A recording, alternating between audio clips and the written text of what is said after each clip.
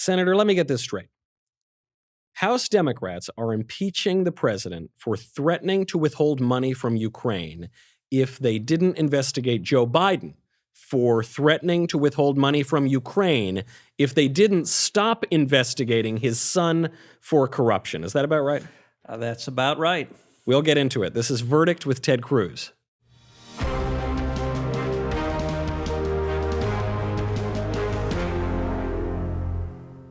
Welcome back to Verdict with Ted Cruz. I'm Michael Knowles, joined by the man himself, straight from the Capitol and the impeachment trial.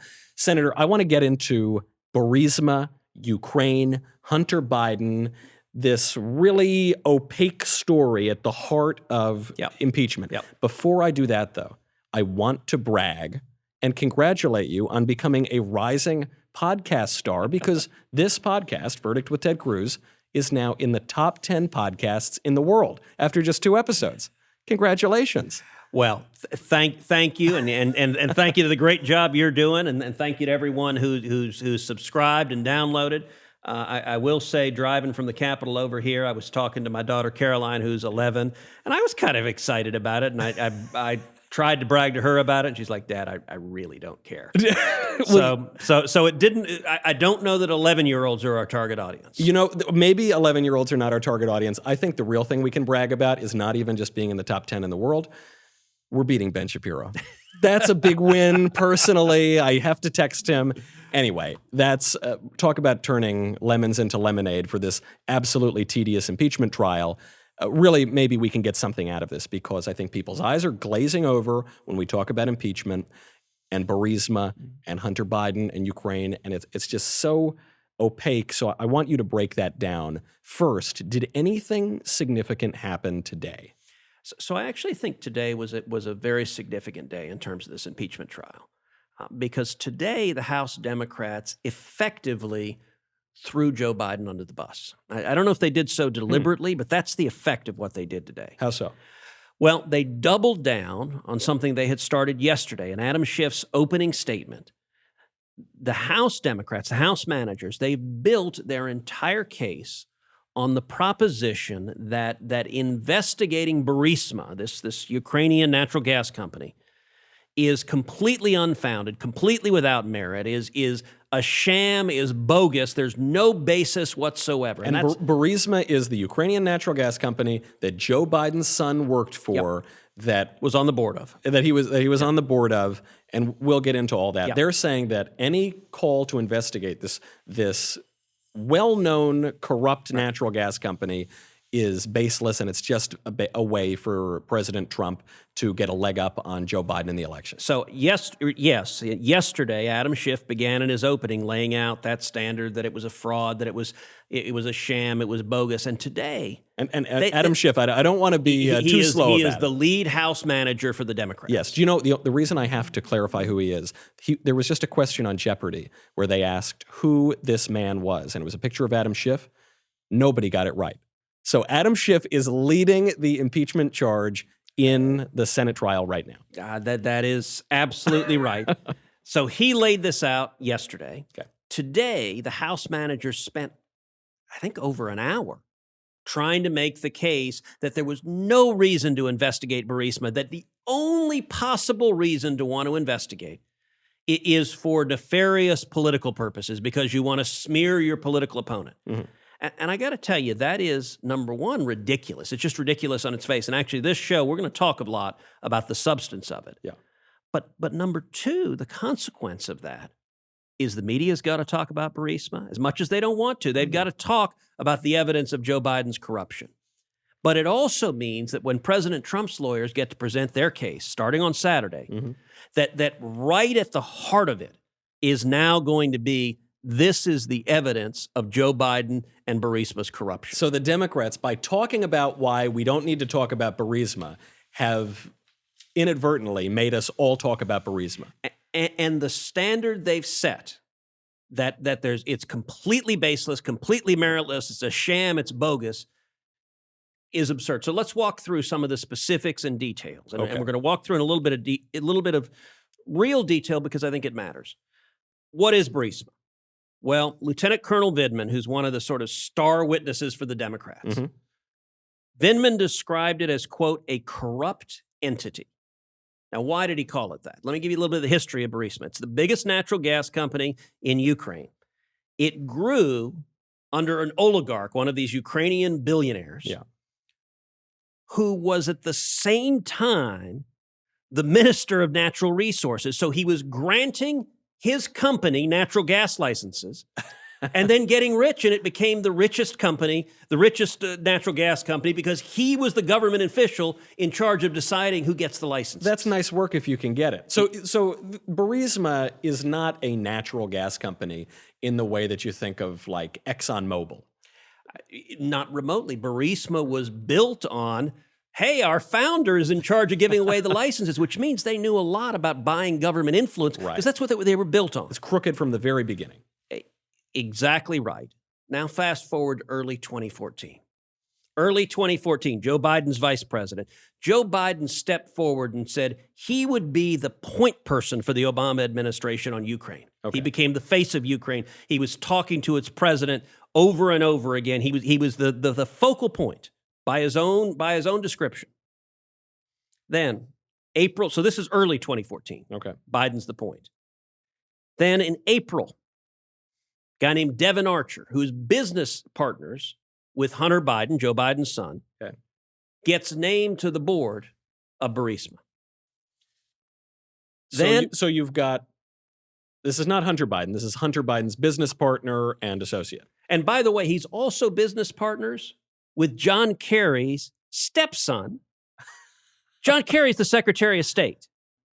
So I'm seeing a lot of swampiness in this whole association. It gets worse. So this guy, Devin Archer, gets on the board. Okay. That is on April 13th. On April 28th, Britain's Serious Fraud Bureau freezes $23 million in accounts controlled by the oligarch in charge of Burisma. That's just a few days after Devin Archer is on the board. And then on May 12th, Hunter Biden gets named to the board. May 12th. So Hunter Biden gets named to the board of Burisma less than 3 weeks after Britain's fraud department freezes Burisma's assets. Yep. And let's talk about, all right, so who is Hunter Biden? So he has zero expertise in oil and gas. He's not a geologist. He's not a geophysicist.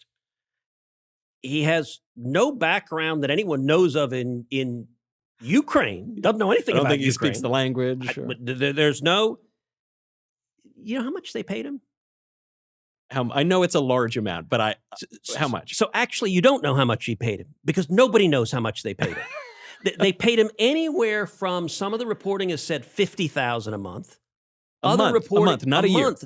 So the baseline that we think they started him at was $600,000 a year. But that's not the limit. How high could it have been? It went up to $83,333 a month, which is $1 million a year. Now, that's a lot of money. That's good. That's good work. To put that in perspective, do you know what a director of ExxonMobil makes? $1 million a year. Cash compensation, $110,000. Hunter Biden was getting nearly 10 times as much as a director of ExxonMobil gets in cash compensation. And I think it requires a little bit more in the way of a resume to get on the board of ExxonMobil than Hunter Biden had to get on Burisma's board. Well, and we actually know exactly why Hunter Biden was on the board. And for that, let me not tell you. Let's take it in his own words. Listen to what Hunter Biden said when he was asked why he got put on the board. Hunter Biden gave an interview not that long ago where he admitted that the reason he got on the board was nepotism. If your last name wasn't Biden, do you think you would have been asked to be on the board of Burisma? I don't know. Probably not. I don't think that there's a lot of things that would have happened in my life that if my last name wasn't Biden. He said the part out loud that he was not supposed to say if they wanted to hide this corruption. But look, it's obvious. He was put on the board because Daddy was vice president. Right. Let me tell you what the head of Ukraine's Anti-Corruption Action Center said, and this is a quote. If an investigator sees the son of the vice president of the United States is part of the management of a company, that investigator will be uncomfortable pushing the case forward. That's why Hunter Biden was on that board. Right. Now, I mentioned that Hunter Biden was business partners with John Kerry's stepson, a guy named Chris Hines. Yes. Chris Hines actually cut his business ties with Hunter Biden because of, and this is Chris Hines' own words, lack of judgment, Hunter Biden's lack of judgment.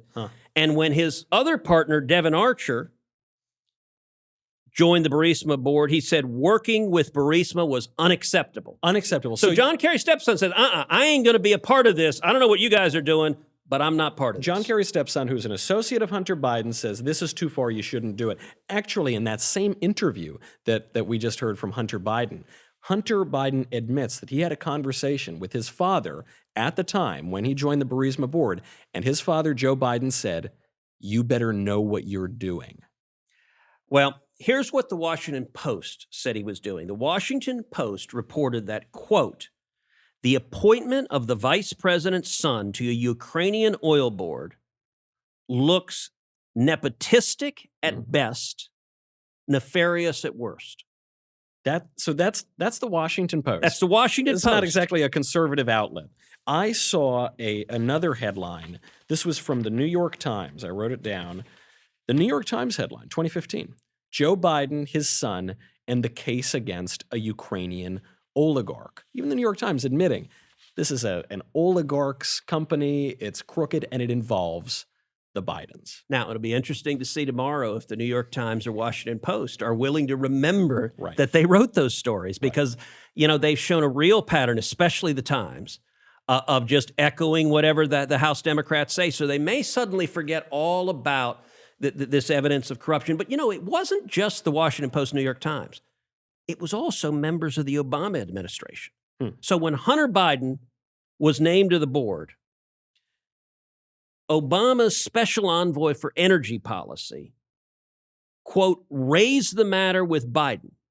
With Joe Biden. With Joe Biden, because he was so concerned about the conflict of interest. Not only that, Deputy Assistant Secretary of State Kent, another one of the Democrats' star witnesses at this impeachment hearing, he testified that he, quote, raised his concerns that he had heard that Hunter Biden was on the board of a company owned by somebody the U.S. government had spent money trying to get tens of millions of dollars back, and that could create a perception of a conflict of interest.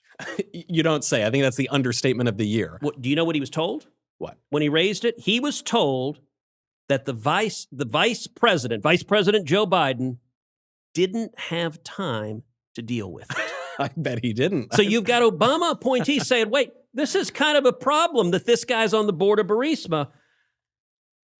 So here's what I want to know, because obviously there's so many people. It's such a swampy story. It's corrupt. It's so obviously corrupt. The whole arrangement with Hunter Biden, the whole company is corrupt. When the Obama administration raises the concerns, which we've seen them do in writing, do we get an investigation into corruption here? Well, we get exactly the opposite. Okay. Which is that Joe Biden publicly comes out and calls for the firing of the prosecutor that was investigating Burisma. Of course. And actually, because it's the Bidens, because they just can't control what they say, Joe Biden bragged about this last year at a Council on Foreign Relations event. He said in no uncertain terms, he went over there and he threatened to withhold money to Ukraine unless they fired the prosecutor investigating his son for corruption. Here's Joe Biden. I remember going over convincing our team, or others too, convincing us that we should be providing for loan guarantees. And I went over for, I guess, the 12th, 13th time to Kyiv, and I was supposed to announce that there was another $1 billion loan guarantee. And I had gotten a commitment from Poroshenko and from Yatsenyuk that they would take action against the state prosecutor, and they didn't. So they said they were walking out to press conference. I said, no, I said, we're not going to give you the $1 billion. They said, you have no authority. You're not the president. The president said. I said, call him. I said, I'm telling you, you're not getting the $1 billion. I said, you're not getting the $1 billion. I'm going to be leaving here. And I think it was, 6 hours? I said, I'm leaving in 6 hours. If the prosecutor's not fired, you're not getting the money. Well, son of a bitch. Got fired. And they put in place someone who was solid. You know what that sounds like to me, Senator? That sounds like a quid pro quo. That sounds exactly like what the Democrats are accusing President Trump of doing in this impeachment trial. As Joe Biden put it, son of a bitch, they fired it. Look, it was, when you look at the timeline, and I'll tell you, I'm tweeting out tonight a timeline, a detailed timeline that is worth looking at. It's worth printing out. I'll be tweeting it from @TedCruz. But I'll say you should see the timeline and also that video. If you haven't watched the video of Joe Biden bragging about getting this prosecutor fired, you need to watch the video, because the news does not want to show that video. It's even worse than that, because I hadn't really looked over this case in a while, all of the details about it, all of the videos, all of the timeline. What the mainstream media and what the House Democrats are telling us is that this allegation of corruption in the Bidens and Burisma has been debunked. Debunked, frivolous, a sham. Let me walk through the timeline quickly. I'm going to go back through it, but it's worth seeing these dates one after another. I encourage you to do that, because it's so many names, it's so many dates. It's like all things that are corrupt, it's so confusing. I think what the House Democrats are relying on is how confusing the whole thing is, so that we don't pay attention to it, so we ignore the corruption. So it starts early 2014. Joe Biden is the point person for President Obama on Ukraine. April 13th, 2014, Devin Archer, Hunter Biden's business partner, joins the board of Burisma. April 28th, Britain's serious fraud unit freezes $23 million for money laundering from the oligarch who founded Burisma. May 12th, just a couple of weeks later, Hunter Biden is named to the board of Burisma. December 8th, the New York Times article says that the prosecutor general, Victor Shokin, is investigating Burisma Holdings and the oligarch in charge. Victor Shokin, this is the prosecutor that Joe Biden is going to wind up getting fired. Right, and that House Democrats spent all day long attacking relentlessly today. Here's one, and we didn't mention this before. February 2nd, 2016, the oligarch's home is raided and his assets are seized. This is February 2nd. Joe Biden calls the president of Ukraine on February 11th, February 18th, and February 19th. So 3 calls a little over a week after the oligarch's home is raided and his assets are seized. February 21st, Burisma's lobbyist contacts the State Department and says, hey, we want a meeting with the Deputy Secretary of State. And by the way, did I mention Hunter Biden's on our board? This is in writing. So just to pause for a moment, what it sounds like here from all the Joe Biden phone calls, we're talking about the waning days here of the administration. What this sounds like to me is desperation. So Devin Archer, March 2nd, a week later, Devin Archer sits down and meets with John Kerry, the Secretary of State. Okay. This is the other board member. Then on March 15th, the Assistant Secretary of State calls for the prosecutor to be fired. Then on March 22nd, during a call with President Poroshenko, Vice President Biden calls for the prosecutor to be fired. So you've got a guy who's on Burisma's board. Two guys on the board. You've got making millions of dollars. They then meet with the Obama administration. And then all of a sudden, you get people in the administration calling for the prosecutor who's investigating Burisma to be fired. And then on March 31st, Biden arrives in Ukraine. He's there personally, and he releases $1 billion in loan guarantees because the week earlier they had fired the prosecutors as he demanded. You get the quid pro quo. He delivers on it phrase. Entirely. Now look, let me be clear. Do I know for a fact that Joe Biden was corrupt and in on the corruption? No. You know why I don't know for a fact? Because we don't have enough of the facts. There's no investigation. Nobody has investigated. Think about the Mueller probe. Think about the thousands and thousands of hours, the millions of dollars, the thousands of pages produced to investigate the president, to go after the president. And the position of the House Democrats is for anyone to say, hey, investigate this and see if there was corruption. That is fraudulent and a sham. It is absurd. I'm just trying to process all of this because you had 2.5 years of the Mueller investigation into Russia based on very, very flimsy evidence that fell apart day by day over those 2.5 years. Then you had the impeachment inquiry into Ukraine corruption by the Trump administration because President Trump suggested that Ukraine investigate the corruption of the past administration that we've just been talking about for 15 minutes.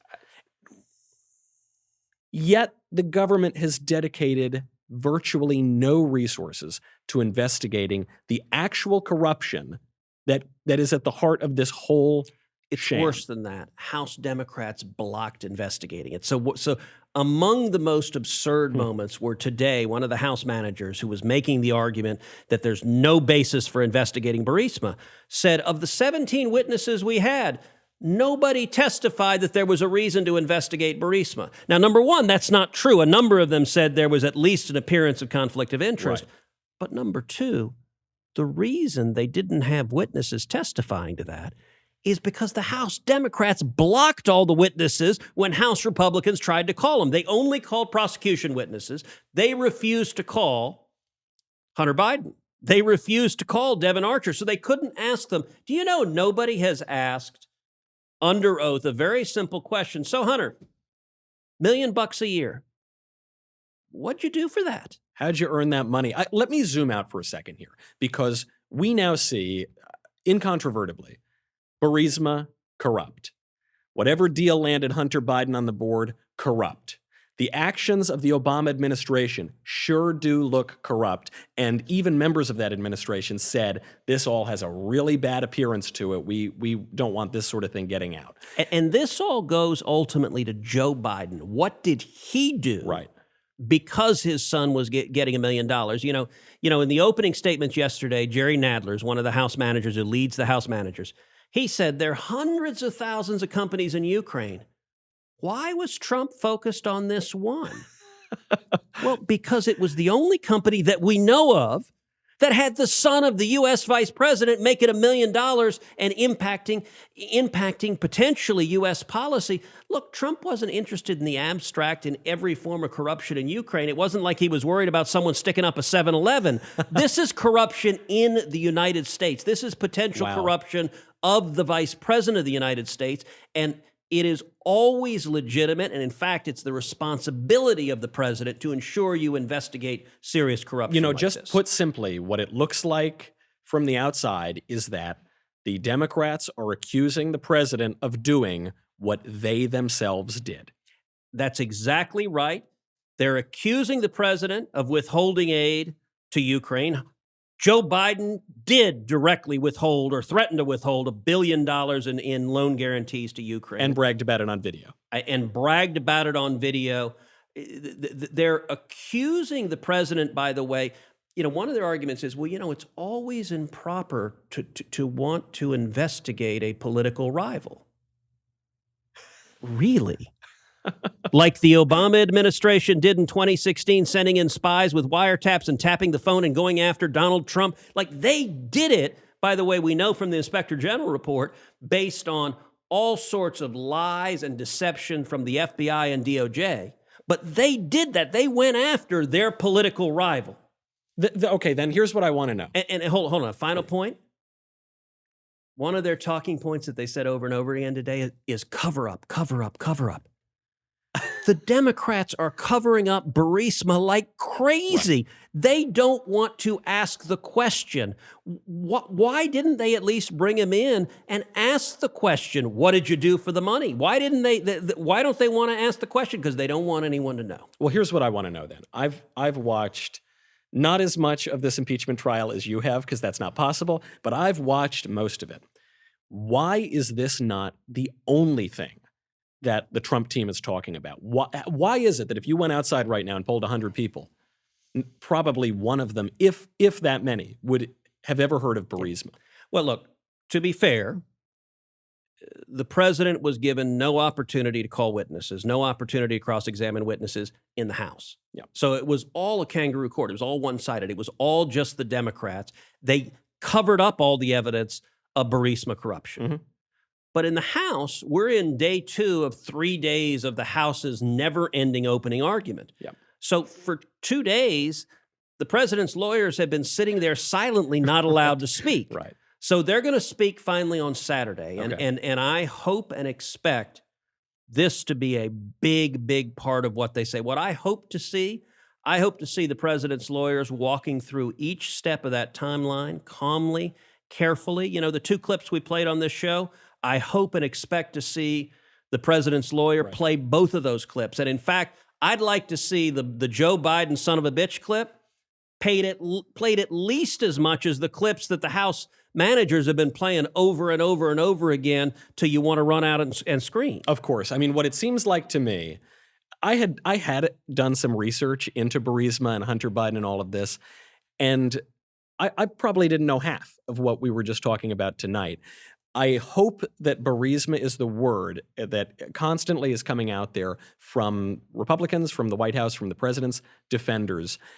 It's just so much to digest, and yet, simply put, the facts of it seem so clear. You got a corrupt Ukrainian company. You got a corrupt son of Joe Biden. You've got a lot of evidence of corruption from the Obama administration. And then the minute that President Trump wants to investigate the corruption, they accuse him of doing what they did and they impeach him for it. That is exactly right. And look, why did Joe Biden, he traveled to Ukraine over and over again. He jumped out front to lead and get this prosecutor fired. Why was he the point? Once he knew that his son was doing this, it wouldn't have been that hard for Joe Biden to say, I'm just going to recuse myself from Ukraine. I'm just not going to be involved. I'll let John Kerry worry about Ukraine. I'm not going to be involved. There's the whole rest of the world. He could have easily done that. He made the choice to go forward, even though he knew that his son was making a whole bunch of money. If that's not corruption, that's at a minimum a whole lot of basis to investigate and at least find out what was going on. Right. We have to leave it there tonight. I think there is so much in that to digest, so much that people probably haven't heard of before, and yet that really ought to be the basis of what we're talking about, because that lies at the heart of impeachment. It is the reason President Trump is innocent, and it is the reason President Trump will be acquitted by the Senate, is because a president has the authority to investigate corruption, and there was more than enough evidence of corruption to ask that it be investigated. I want to get to one mailbag question at the very least. We now have a mailbag email address. You can email mailbag@verdictpodcast.com. So email your questions in. We've been taking them on Twitter. And you got to make the pitch to subscribe and rate the podcast. You've absolutely got to do that. When you go to verdictpodcast.com, of course, subscribe. And it really helps us if you leave a 5-star review on Apple Podcasts. Please do that. We're so pleased to now be in the top 10 podcasts in the world. So let's try to push it even higher. Let's try to get the word out, because I think there's a lot of misinformation. There's a lot of fake news going on all the major networks when it comes to this impeachment trial. And the senator is being gracious enough and hardworking enough to come straight from the Capitol here in the dead of night. We're pushing 1 o'clock right now to get this information out. And I think it's very, very important we do that for the country and for the truth. So before we go, one mailbag question. All right, This is from Norman. Hi, Senator Cruz and Michael. I'm a big fan of your Verdict podcast. I have a question. Can Ted circulate a Republican pledge to call Hunter Biden if Democrats vote for more witnesses? I want to know who won't sign it. I want to know who the rhinos are and vote them out. Well, look, I appreciate that. You're going to know. So next week, we're going to vote. The first vote we're going to have is whether there need to be additional witnesses at all. And that's just a yes or no. Yep. If we vote no, if there are 51 senators who say we've got enough, we don't need additional witnesses, then we'll move to final judgment. The president will be acquitted and this thing will be over. So that's one outcome. If, on the other hand, 51 senators say we want additional witnesses, then we're going to have debate and argument about who to call. The case I've been making to the Republican conference is the principle of reciprocity. which is we're not going to do a one-sided show trial. If Yeah. the prosecution gets a witness, the defense gets a witness, which means if the prosecution gets, say, John Bolton, who they've been talking about, then the defense ought to get Hunter Biden or whoever they want to call. And I got to say, I think there is widespread agreement, if not complete consensus in the Republican conference.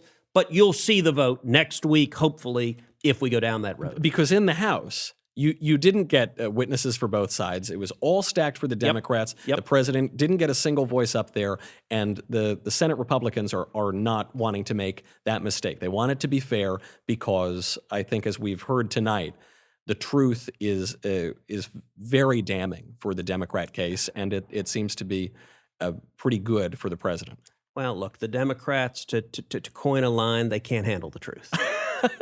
But we can here on the show, so thank you very much, Senator Cruz. We will have even more tomorrow. In the meantime, I'm Michael Knowles. This is Verdict with Ted Cruz.